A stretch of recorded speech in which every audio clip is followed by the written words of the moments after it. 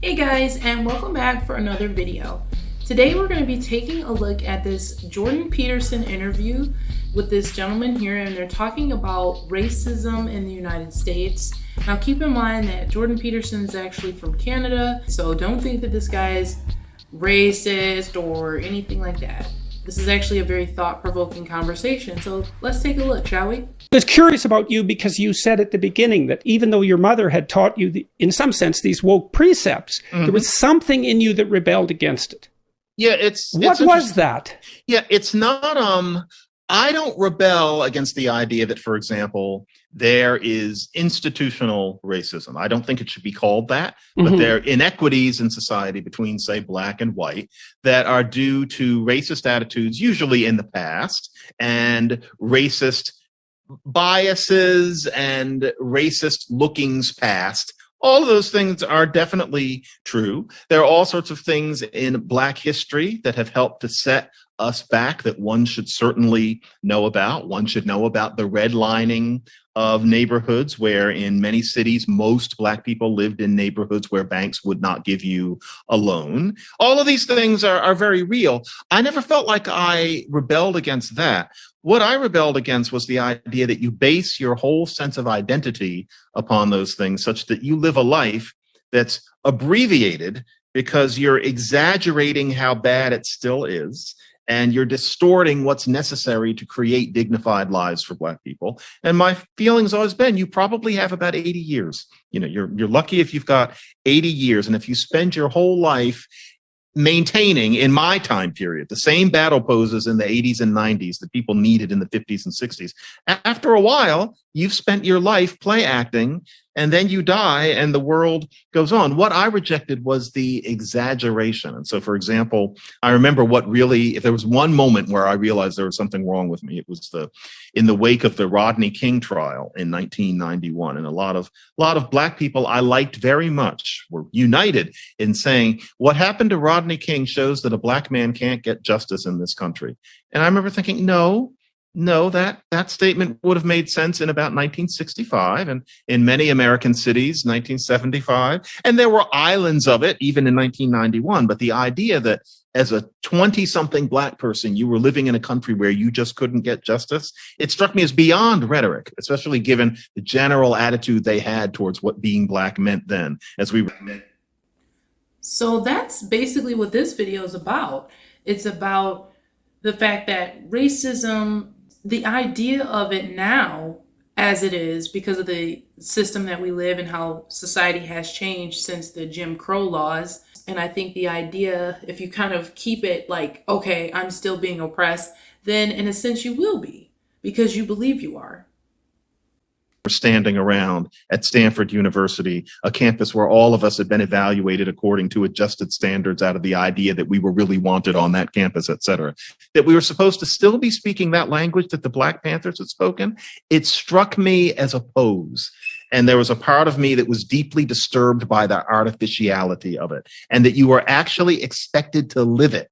Why the okay, so you use very specific words. A pose. Artificial, as opposed to what? Like what? On what base? Like you're comparing it to something, sure. And it sounds like you're comparing it, and you don't just regard it as an exaggeration. Your criticism has gone farther than that in the past. I mean, you've also directly stated that conceptualization of the problem in this form is actually interfering with the solutions that we still need to generate. So it's not just an exaggeration; it's a problem in and of itself, and that's a deeper criticism. So what's the artificiality as far as you're concerned, and compared to what? Yeah, what you're trying to live, apparently. But what is that exactly? The question is, how much of an obstacle is racism after formal segregation has been battled, after racial attitudes changed profoundly in the 1970s? And I'm just old enough to have watched that happen. It gets to the point where, okay, racism does exist, both social and institutional, but how much of an obstacle is it to doing pragmatic things that will make poor Black people less poor and all Black people happier? So quick example. would be that these days you can look at the fact that black kids tend not to do as well on standardized tests as other kids. It's there. Now, you can look at that and you can say, well, if black kids don't do as well on the test, it's because of racism. And so we need to eliminate the test because the test is racist. Now, in what way is the test racist? 40 years ago, maybe those tests asked you what wine goes with chicken. That hasn't been true for generations now. So it's not about asking people things that they have no reason to know. How is it racist? And there are people today who even will imply that black thought is somehow incompatible with tests like that, which is very close to saying that black people are incapable of disembodied abstract thought. And many whites will chime in. It's probably identical with that claim. Yeah, it's very unfortunate, especially given that the people who are saying it know very well the history of that being said about black people. And so you look at the tests and you say that because black kids don't do well on them, they are examples of systemic racism. Well, you have to get rid of racism, so you have to get rid of the tests, which means that you tell America that black kids can't have their abstract reasoning measured without it being racist. And then when you get somebody saying, well, then black kids just must not be as quick on the uptake, you call them a racist. And in the meantime, it's ignored that you consider helping black kids get better at the tests, helping black kids' parents realize what free test prep programs there are in those neighborhoods. The tests just take a little bit of practice, but you're not supposed to talk about it because the tests, quote unquote, are racist. It's an abuse of language. And it's abuse of... Yeah, I actually remember when people were saying that standardized tests were racist because black people were scoring less on them.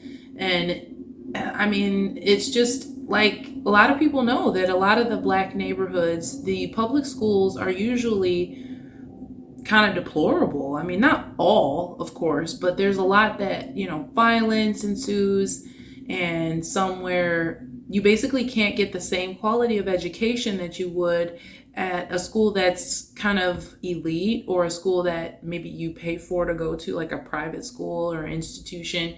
Those situations, the level of difference, or even just going to a different neighborhood that the public school is in, sometimes the schools are still way better. And it's just a situation where who do you blame at that point? Do you blame the city itself? Or do you blame the people or the children, the parents of the children that are going to the school? Or do you blame the teachers? Or do you blame everybody? And a lot of people will say it's racism instead of in turn just looking at what changes they can make at their own micro level that could have a big change overall. Like, for instance, if kids went to school all the time, then more funding would actually go to schools. If kids did better and tried harder in the schools, then this would reflect better on the scores of the tests, standardized tests and things of that nature.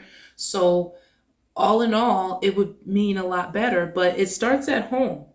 The parents have to start valuing the education. It's not systematic racism that keeps kids kind of impoverished. It's your own belief about what you're capable of. Because if you don't believe that you can achieve it, then you're not even going to try. But let's hear what else they have to say. Of the very conception of what racism is. That's not what my mother raised me in. That's not your grandmother's racism. That's something that comes from a way of thinking that was marginal in 1955, became sexy in about 1966, and here in 2021 is being treated as impregnable wisdom. Someone black has to speak out against that. So that's what I mean by the exaggeration and the artificiality and the outright harm that comes from these sorts of things. Well, and with regard to it being a pose, so is it a pose of? So I could say, well, is it a pose of unearned virtue? I mean, virtue is not easy to earn. True virtue. You have to establish. Let's say we'll see where we go with this. Maybe you have to establish a relationship with beauty, and beauty is real. You have to establish a relationship with truth, and truth is real. And so to earn virtue is difficult because beauty and truth are imposing and formidable. If you have any sense at all, you see that. And so that's a daunting task to establish genuine virtue, and a terrifying task. And is the pose the willingness to adopt? See, because when I talk to the ideologue types, and maybe that happened most famously with an interview I had with, I was Helen. Just thinking about it. Mm-hmm. You mean Michael Eric Dyson, right? Yeah. Oh, I wasn't thinking about Dyson. I was thinking about a GQ interviewer, and that interview's been watched like 40 million times now. It's this ideological pose is the aping of virtue, as far as I can tell. And I mean that in sort of a technical sense, is that you master this language and it contains the expressions of true virtue. But, you know, the kind of problems that you were talking about, and I see this on the environmentalist side of things too. Well, how do you get black kids to do better in elementary school, let's say? Well, that's a more manageable problem. It's a problem that would take a little bit more humility to conceptualize. And it's also a really, really hard problem. And so to be virtuous in your attempts to solve that would probably require the dedication of your entire life, really, to take a good crack at that problem, right? Because that's a tough problem, man. And so maybe you don't want to do that because and then you're enticed by your educators into this alternative possibility where all you really have to do is master a set of propositions and you're on the winning side. And that also gives you some convenient enemies, and maybe it fulfills to some degree the religious instinct. And it appalls me to see the universities complicit in this, and that they've come to see that. And I think part of that falseness and artificiality that you described, I think the fact that exists is part of the overbearing insistence that the veil not be lifted and that no one question this, because what is underneath it is so damn ugly. Yeah. Jordan, you have nailed something. That was very profound. And here's what I took from it. And I'm not going to be able to say it so eloquently because I'm certainly not as educated as Jordan Peterson. But what I will say is what I took from it is sometimes it's just easier in life to kind of go with the societal view of we're under racist pressure. And so therefore, that's why we don't have the same things that these other people have because they're white. And so, you know, life is easier for them and things are given to them and they don't have trouble with this and they don't have trouble with that. There's nothing holding them back, but there's something holding us back because of the color of our skin. And I think it's easier than trying to, like he said, fix the problem, which starts at home. It's about caring about your kids going to school. But a lot of times when it comes to like the inner city kids, why they don't do as good is because they're mostly in single parent households. It's mostly a mom who may be working 2-3 jobs. So she's either not home or she's under so much pressure because she's a single parent that she just can't devote time and energy into the kids' school like that. And sometimes the kids, they just do their own thing and maybe lie and get away and just enjoy life because there's no authoritative parent in the home. There's no father to answer to. And their mom will love them regardless. That's the thing about moms. They love you regardless. Whereas fathers, they will stop loving you. They will cut you off if you embarrass them, disrespect them, or anything like that. Fathers are a lot more tough in their love. And I think that's what drives a child to actually want more and achieve more. But if we're already at a standstill where you don't have the fathers in the home, well, what can we still do to make sure that the kids are going to school? Do we have to start putting requirements for the parents? Like, should there be fines or should there be jail time for truancy of their children? I mean, these are things that we could talk about and consider. There's a little bit left in the video, though. Let's check out the rest. I would be loath to go so near that word virtue because the last thing I want to do is imply that somebody isn't virtuous. Nevertheless, you're getting it in that it's an unearned virtue which people are settling for, not because they're so callow as to wish to be virtuous without earning their stripes, but because religion is attractive. And so if you are surrounded by people who are brandishing this message that everything that you don't like is racist and you can get beyond it that way, it's not that you're lazy. It's not that you're trying to get stripes that you didn't earn, but it's comfortable because part of being in that religion is that there's an us versus them conception, which is very comforting. You're part of a mission of uplift, which is very comforting. And in a university, that religion is there. It's as if they're, people from a church who are behind tables out in the plaza who are waiting to recruit people. That's there as soon as you hit campus. And so that's why so many people, and now it's not just black kids, it's also white kids, fall for this way of looking at things, where what it is you become virtuous without having done the sorts of things that ideally one might have. Oh, that is so true.